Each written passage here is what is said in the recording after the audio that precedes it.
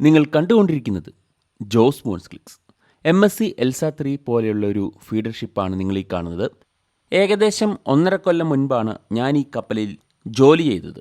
വലിയ വലിയ മദർഷിപ്പുകൾ കൊണ്ടുവരുന്ന കണ്ടെയ്നറുകൾ ആ ഒരു തുറമുഖത്തു നിന്നും മറ്റു ചെറിയ ചെറിയ തുറമുഖത്തേക്ക് കൊണ്ടുപോവുക എന്നുള്ളതാണ് ഈ ഫീഡർ ഷിപ്പിൻ്റെ ജോലി. അപ്പോൾ ഈ ഫീഡർ ഷിപ്പുകളിൽ കുറച്ച് ഷിപ്പുകൾക്ക് സ്വന്തമായിട്ട് ക്രെയിൻ കൊടുത്തിട്ടുണ്ട്. അപ്പോൾ ആ ക്രെയിൻ്റെ വിശേഷങ്ങളൊക്കെ ആയിട്ടാണ് ഇന്ന് ഞാൻ നിങ്ങളുടെ മുന്നിൽ വന്നിരിക്കുന്നത്. മാൽദീവ്സ്, സേഷൽസ്, ആഫ്രിക്കയിലെ ചില പോർട്ടുകൾ, അങ്ങനെ ലോകത്തിലെ അപൂർവം ചില പോർട്ടുകളിൽ, തുറമുഖങ്ങളിൽ ഇപ്പോഴും അവർക്ക് ക്രെയിനുകളോ ഗാൻട്രികളോ ഒന്നും തന്നെ ഇല്ല.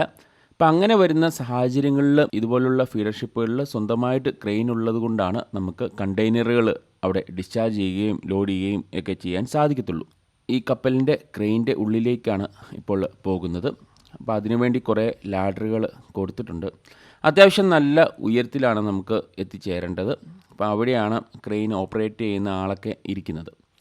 അപ്പം ഇങ്ങനെ വളരെ സൂക്ഷിച്ചൊക്കെ വേണം മുകളിലേക്ക് എത്തിച്ചേരാനായിട്ട്.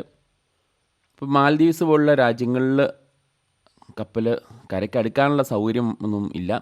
അതുകൊണ്ടാണ് ഇങ്ങനെ നങ്കൂരത്തിൽ കിടന്നതിന് ശേഷം ഡിസ്ചാർജിങ്, ലോഡിങ് കാര്യങ്ങളൊക്കെ നടക്കുന്നത്.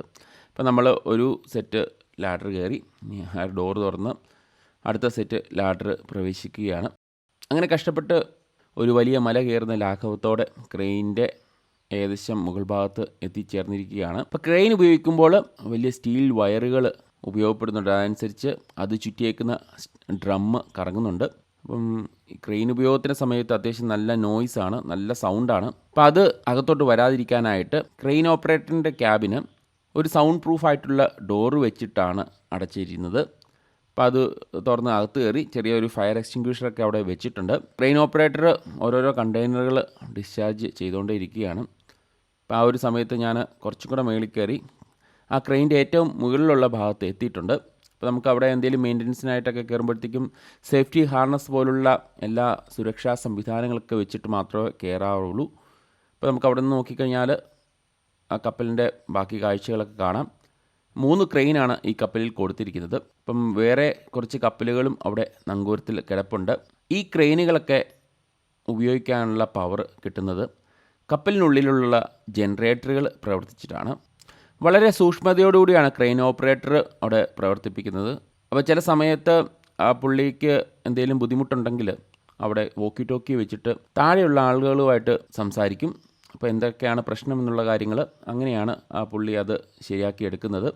ഗാൻട്രി ക്രെയിനുകളുള്ള തുറമുഖങ്ങളിൽ ഒരു ദിവസത്തിനുള്ളിൽ ചെയ്ത് തീർക്കാൻ പറ്റുന്ന ഡിസ്ചാർജിങ്, ലോഡിങ് കാര്യങ്ങളൊക്കെ തന്നെ ഇവിടെ ഇത്ര സ്ലോ ആയിട്ട് ചെയ്യുന്നത് കൊണ്ട് 3-4 ദിവസമൊക്കെയാണ് സാധാരണഗതിയിൽ എടുക്കാറുള്ളത്. കപ്പലിലെ സ്റ്റാഫ് നിശ്ചിത ഇടവേളകളിൽ ഈ ക്രെയിൻ്റെ വയറിലൊക്കെ ഗ്രീസ് ചെയ്യാറുണ്ട്.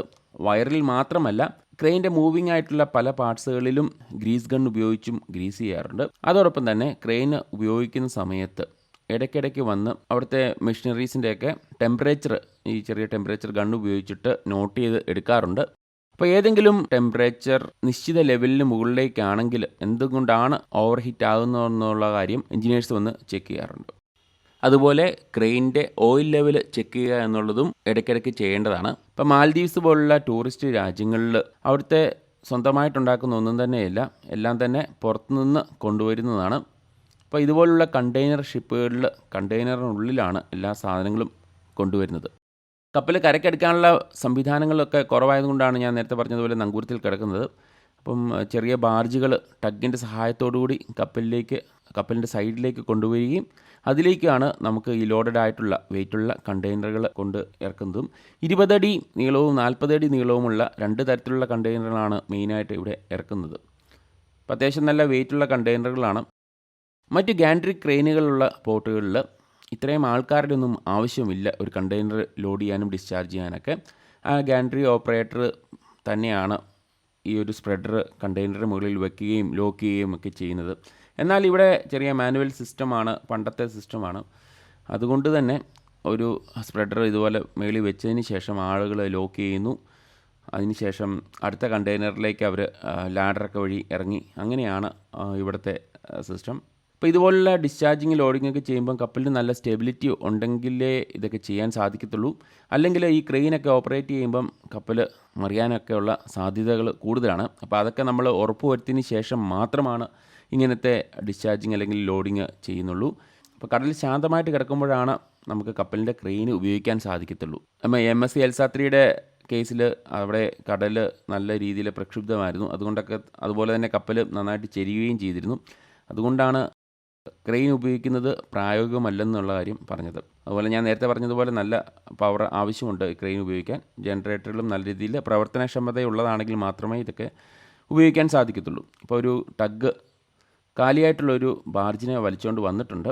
അപ്പം നേരത്തെ ലോഡ് ചെയ്ത് നിറഞ്ഞിരിക്കുന്ന ഒരു ബാർജുണ്ട്, അതിനെ അവന് വലിച്ചുകൊണ്ട് പോവുകയാണ്. അപ്പോൾ നേരത്തെ കൊണ്ടുവന്ന് ഇട്ട ആ ഒരു ബാർജിനെ കുറച്ചും കൂടെ അടുപ്പിച്ച് പിന്നീട് കരയിലുള്ളവർ അതിനെ കയറ് വെച്ച് കെട്ടി ഉറപ്പിച്ച് ആണ് ഈ ഡിസ്ചാർജിങ് കാര്യങ്ങളൊക്കെ നടക്കുന്നത്. അല്ലെങ്കിൽ ചെറിയ ഒഴുക്കിലൊക്കെ ഈ ബാർജ് അങ്ങോട്ടും ഇങ്ങോട്ടൊക്കെ ഒഴുകി പോകാൻ സാധ്യതയുണ്ട്. അതിനുശേഷം ആ ലോഡ് ചെയ്ത് വെച്ചിരുന്ന ആ ഒരു ബാർജ് വലിച്ചുകൊണ്ട് ടഗ് കരയിലേക്ക് പോവുകയാണ്.